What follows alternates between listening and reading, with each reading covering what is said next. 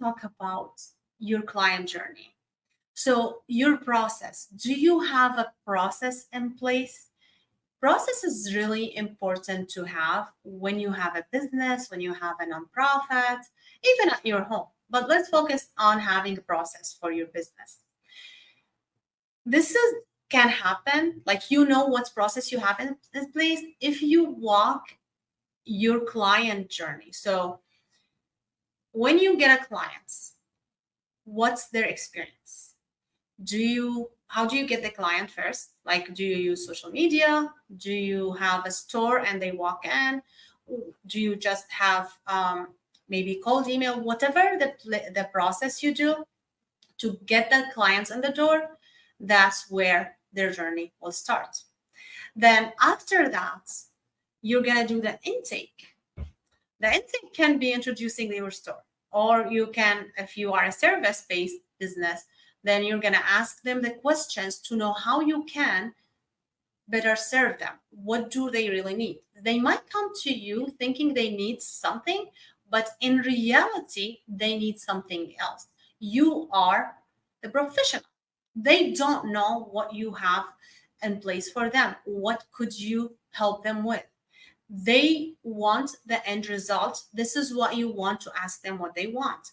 Then you're going to recommend the process for them. Let me give you an example. I might have someone who wants to do their taxes. They come to me, they have no bookkeeping, nothing, and they want me to do their taxes. Well, a lot of people just do their taxes.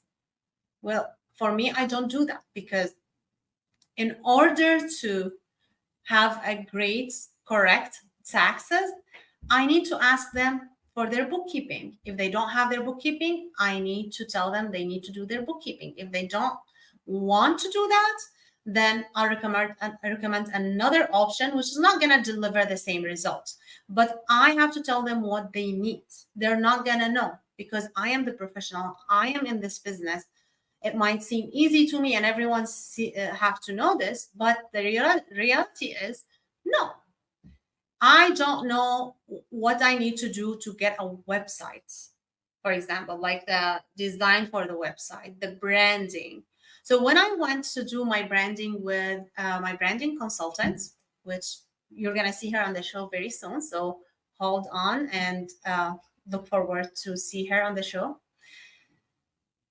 She told me there's a blending blueprint. And I thought, okay, I thought I knew what it was. But then it was like 2 pages.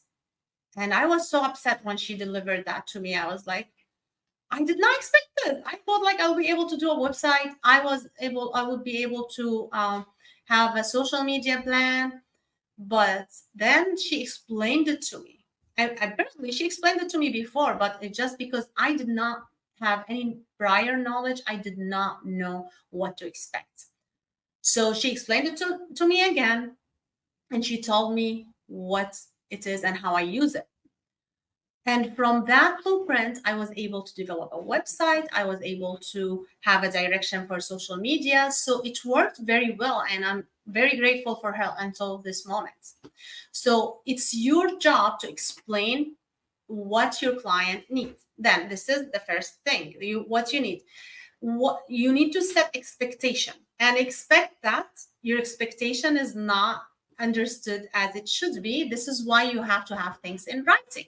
So don't just have things, I communicated this to the clients. They know I'm delivering this. No, they might not know exactly what it means. So you need to be able to have everything in writing for you and for the client, because you maybe have some service, like you package that service, especially for the clients, have some differences. You agreed for something else with different client based on their needs. But you might not remember 2 months from now, a year from now. Maybe the client will not remember. Maybe you have some disagreements, but when you have something in writing, you will both refer to it, and that's going to solve any problem might rise. Another thing you want to make sure you pay attention to is how are you receiving payments from your clients? Are you going to receive cash? Are you going to receive credit cards? Let me tell you one thing. If you have a recurring service, for me, for example, it's bookkeeping, CFO service. Yeah, CFO service and bookkeeping, these are the two main recurring service. For your business, it might be different. It might be coaching, but I also do that for coaching as well sometimes. So if you have a recurring service, you want to make sure you have a credit card authorization in place. Don't just send the client the invoice and wait for them to pay you, because the client is busy, you are busy, and you both are going to waste your time following up with the invoice every single time or taking the time to pay the invoice for your client.